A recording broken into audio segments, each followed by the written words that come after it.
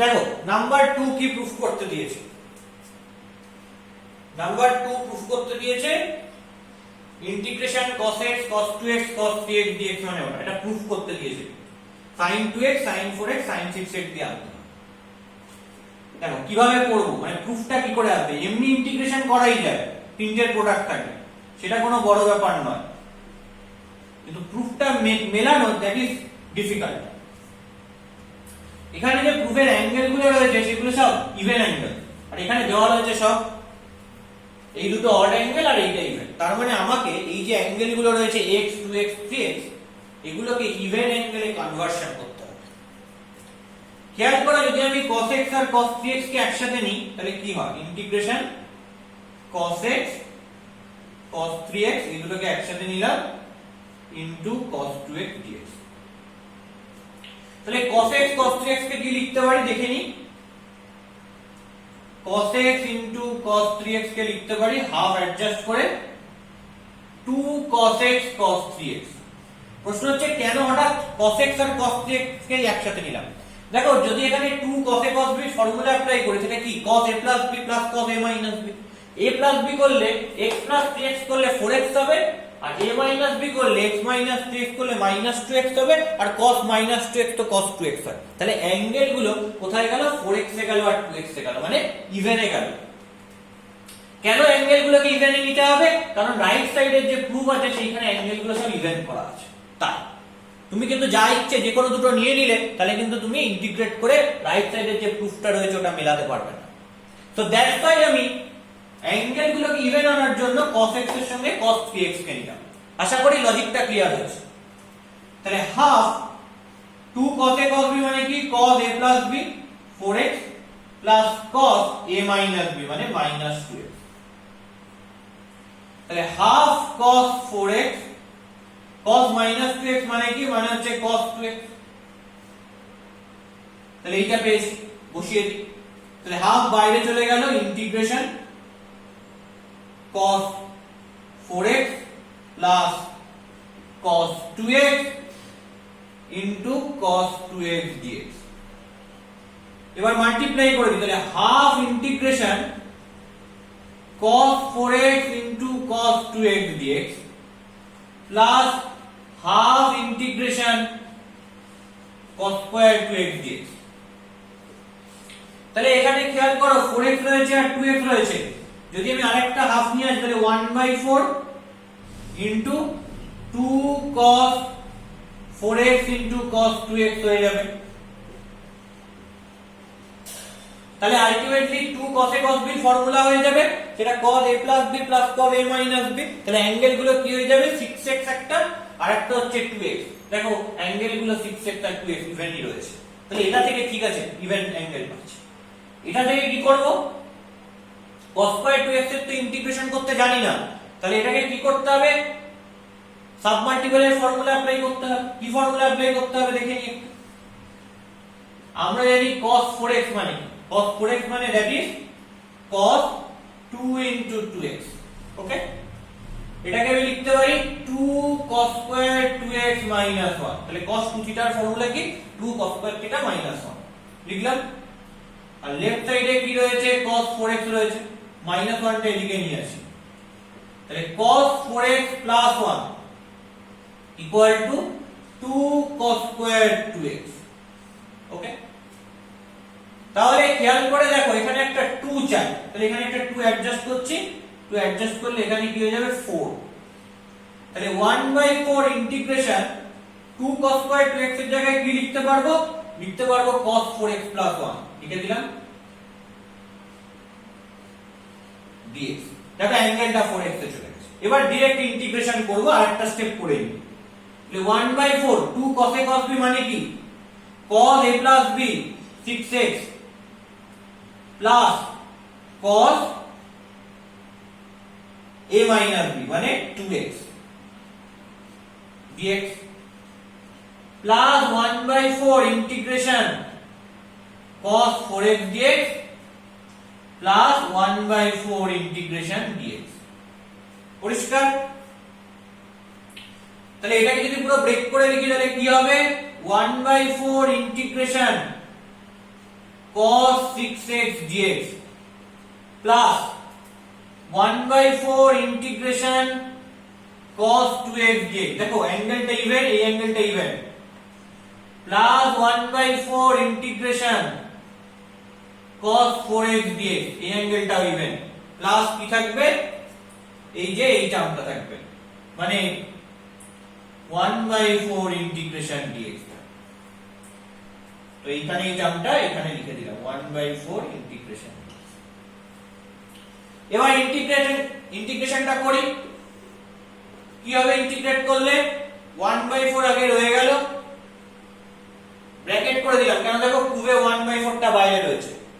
Integration cos 6x dx করলে কি হয়, ইন্টিগ্রেশন cos mx dx করলে কি হয়, sin mx বাই m, তাহলে এটা কি হবে sin 6x by 6 plus cos 2x dx করলে কি হবে sin 2x by 2 plus cos 4x dx করলে কি হবে sin 4x by 4 plus integration 1/4 dx করলে কি হবে অনলি x, কারণ 1/4 অলরেডি আগে নিয়ে নিয়েছি, plus c, where c is integrating constant।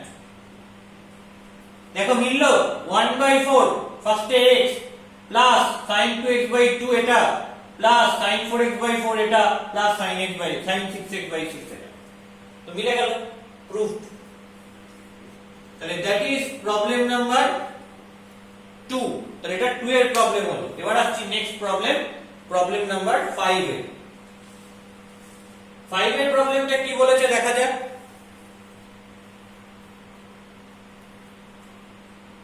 কি করে 5 এর প্রবলেমটা সলভ করা যায় দেখি। আসলে এই 5 এর অঙ্কটার সঙ্গে 1 2 3 4 এর যে অঙ্কগুলো রয়েছে তার কিন্তু কোনো ডিফারেন্স নেই। কেন ডিফারেন্স নেই? আচ্ছা 2 এর অঙ্কটা তো করে দিলাম, 1 3 4 কিভাবে করা যাবে বোঝা গেছে। দেখবো রাইট সাইডে কি অ্যাঙ্গেল রয়েছে, সেইভাবে আমি এই যে কোনটার সাথে কাকে পেয়ার করে সেখানে সামস এন্ড প্রোডাক্টের ফর্মুলা অ্যাপ্লাই করব সেটা দেখব। সেটা আমাকে রাইট হ্যান্ড সাইডটা দেখে বিচার করতে হবে এবং কিভাবে দেখে বুঝতে হবে সেটাও তোমাদের বুঝিয়ে দিয়েছি। আশা করি প্রবলেম হবে না, প্রবলেম হলে আমাকে ফোন করবে আর হোয়াটসঅ্যাপ করবে। তো দ্যাট ইজ প্রবলেম নাম্বার 2 এবং এর মতন করে 1 3 4 আমি একই ভাবে করব। রাইট হ্যান্ড সাইডে কি অ্যাঙ্গেল রয়েছে সেই দেখে নিয়ে আমি কার সাথে কাকে পেয়ার করে ট্রান্সফরমেশনস এর সামস এন্ড প্রোডাক্টস এর ফর্মুলা অ্যাপ্লাই করব দেখব। নেক্সট 5 এর প্রবলেমটাই আসছি, এটাও অনেকটা এরকমই, দেখো কিভাবে করা যায়।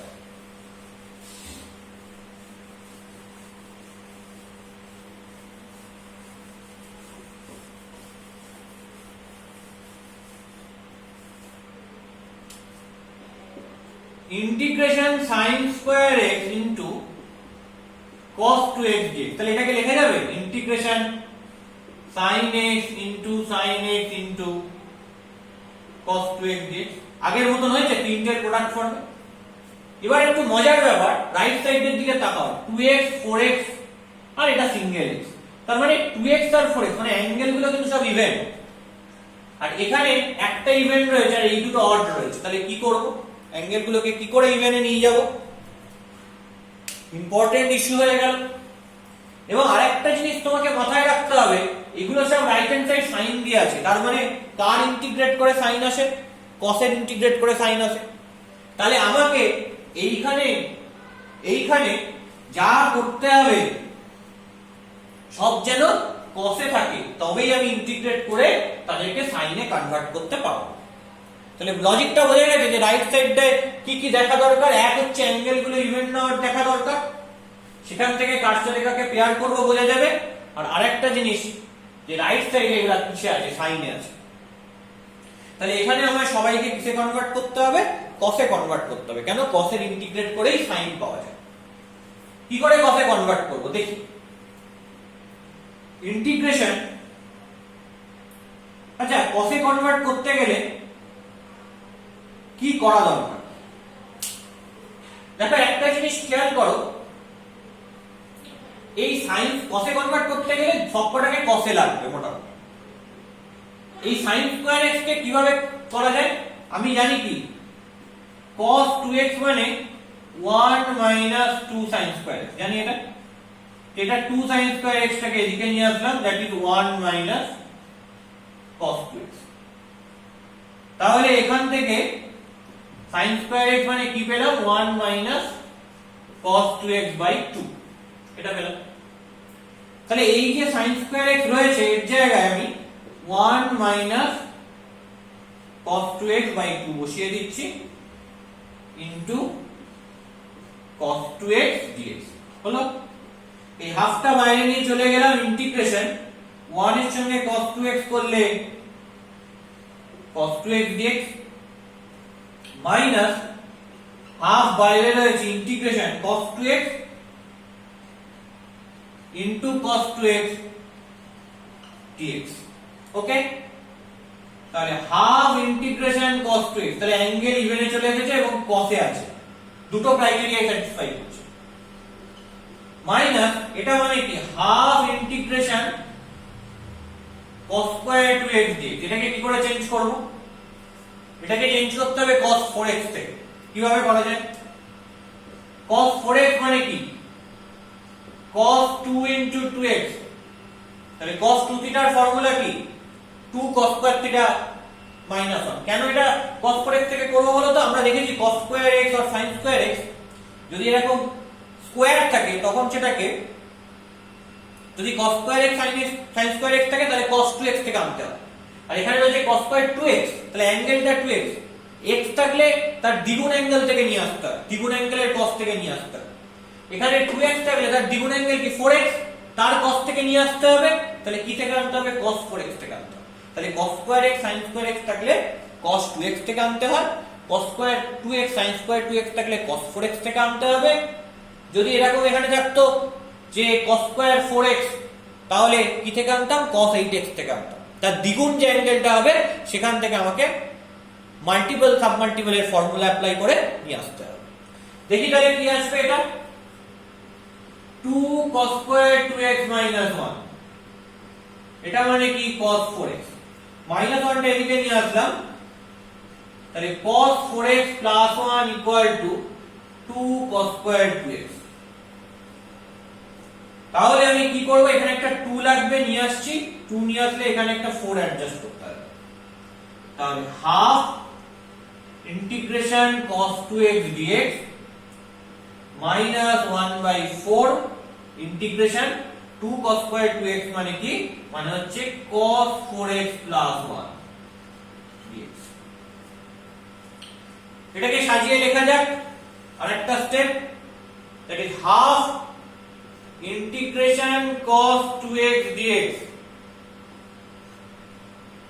Minus 1 by 4 integration cos 4x dx আর মাইনাস 1 by 4 integration dx। এটা থেকে কি পাচ্ছি? Half integration cos 2x dx করলে কি হবে? sin 2x by 2 হবে, লিখলাম,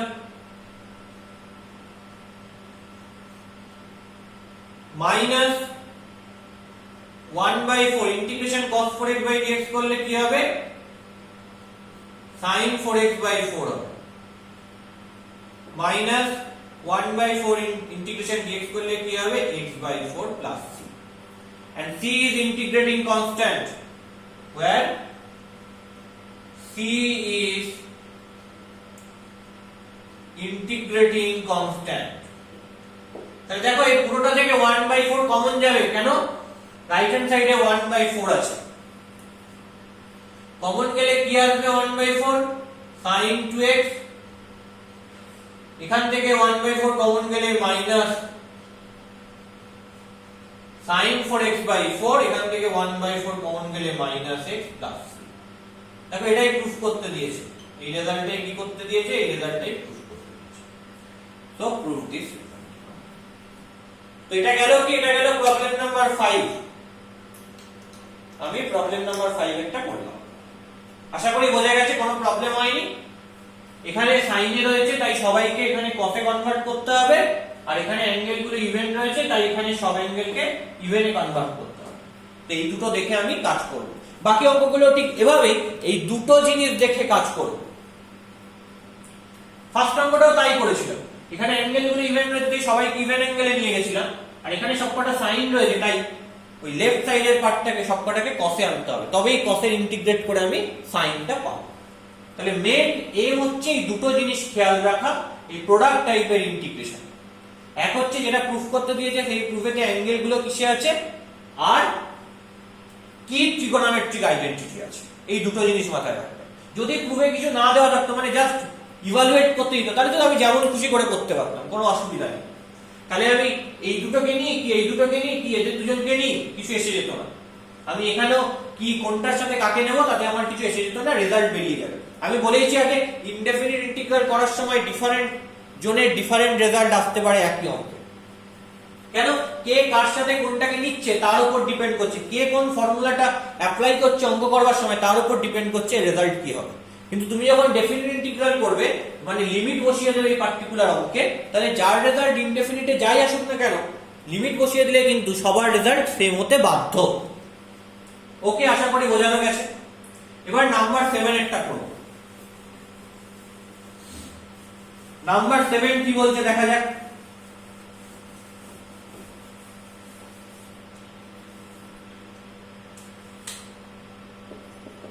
integration cos 2x minus cos 2 alpha by cos x minus cos alpha dx। আচ্ছা, cos 2x এর জায়গায় কি ফর্মুলা অ্যাপ্লাই করব, 2 cos square x minus 1। এবার প্রশ্ন হচ্ছে এই cos 2 alpha এর জায়গায় কি ফর্মুলা অ্যাপ্লাই করব। মনে রাখবে cos 2 alpha এর জায়গায় এমন ফর্মুলা অ্যাপ্লাই করতে হবে যাতে এই -1টা ক্যান্সেল আউট হয়ে যায়।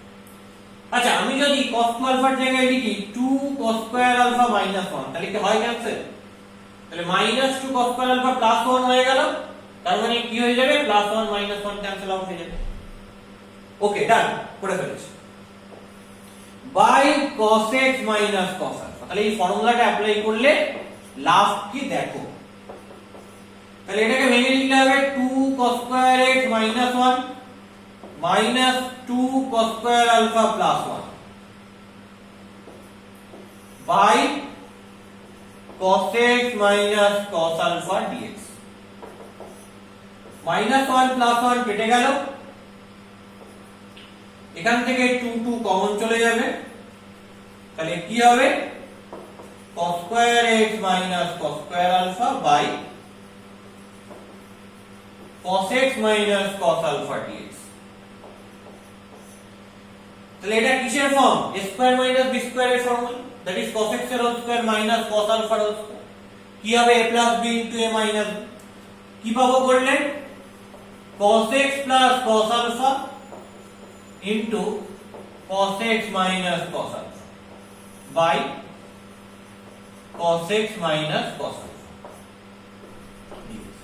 তো এই দুটো ক্যান্সেল আউট হয়ে গেল। কেন ক্যান্সেল আউট হয়ে গেল, কারণ এটা নন জিরো। cos x আর cos alpha এর সাথে সমান নয়, এটা তো কোথাও বলে দেয়নি, তো তাই জন্য এই দুটোকে ক্যান্সেল আউট করতে পারবো। তাহলে কি পড়ে থাকবে, that is equal to 2 into integration cos x plus cos alpha dx। তাহলে এটাকে যদি ভেঙে লিখি তাহলে 2 into integration cos x dx plus 2 into integration cos alpha dx। খেয়াল করে দেখো 2 integration cos x dx করলে কি হয়, sin x plus 2 cos alpha কি এর ইন্টিগ্রেট করব না, এটা তো কনস্ট্যান্ট, তা কনস্ট্যান্ট হলে কি হবে, ইন্টিগ্রেশনের বাইরে চলে আসবে, তাহলে কি হবে 2 cos alpha আর ইন্টিগ্রেট করব কার, dx এ, করলে কি হবে only x plus c, and c is integrating constant where c is integrating constant। তাহলে কি পাবো, 2 কমন নিলে, প্রুফটা দেখি মিলছে কিনা, 2 কমন নিলে এখান থেকে পাচ্ছি ax cos alpha, এখান থেকে পাচ্ছি plus sin x plus c, and that is your right hand side. So prove this result. Okay. তাহলে বোঝা গেছে যে অঙ্কটা কি করে করলাম। আমরা cos 2x কে যদি ফর্মুলায় ফেলতাম 2 cos square x minus 1, তাহলে আমাকে চেষ্টা করতে হবে এই কনস্ট্যান্ট টার্মটাকে কাটা। কেন চেষ্টা করতে হবে? লজিকটা কি? লজিকটা হচ্ছে এই কনস্ট্যান্ট টার্মটাকে যদি না বাদ দিতে পারি তাহলে কি হয়ে যাবে? এই কনস্ট্যান্ট টার্মটা থাকলে ইন্টিগ্রেশন dx বাই নিচের এই cos x minus cos alpha হয়ে যাবে। সেটা তো করতে পারি। আমাদের যে কোনো ফর্মুলা নোন নেই যে integration dx by cos x minus cos alpha এর। শুধু integration dx by cos x হলে তখন আমি উপরে তুলে গিয়ে sec x dx করতে পারতাম, তবুও তার ইন্টিগ্রেট করলেও পারি। এখনো জানি না ফর্মুলা, তবুও তার ইন্টিগ্রেশনের ফর্মুলা আছে। কিন্তু যে integration cos x minus cos alpha হয়ে যাবে নিচে, মানে এখানে কনস্ট্যান্ট থাকা মানে কনস্ট্যান্টটা বার করে দিলে আমি integration dx by cos x minus cos alpha হয়ে যাবে, তাই না? তো তখন এই নিচের পার্টটাকে ইন্টিগ্রেটই করতে পারবো, কারণ আমার এই রকম ইন্টিগ্রেশনের কোনো নোন রেজাল্ট আপাতপক্ষে জানা নেই, এখনো পর্যন্ত জানা নেই, ফার্স্ট চ্যাপ্টারে অন্তত জানি না। তো সেই জন্য আমাকে কি করতে হবে? এই কনস্ট্যান্ট টার্মটা কিন্তু সরাতেই হবে। তো এই কনস্ট্যান্ট টার্ম সরানো যাবে কি করে? মাঝে মাইনাস রয়েছে, তাহলে এখানে যদি মাইনাস হয় এই মাইনাসের সঙ্গে মাইনাস গুণ হলে প্লাস হবে, তবে প্লাস মাইনাস কেটে গিয়ে কনস্ট্যান্ট টার্ম রিমুভ হয়ে যাবে, যেটা এখানে হয়েছে। তো দ্যাটস ওয়াই আমাকে cos 2 আলফার এমন ফর্মুলা অ্যাপ্লাই করতে হবে যাতে মাইনাস 1 আসে। কোন ফর্মুলায় আসে? 2 cos স্কয়ার আলফা মাইনাস 1 এ আসে। তাই জন্য এই ফর্মুলাটা বসানো। That is logic. ওকে।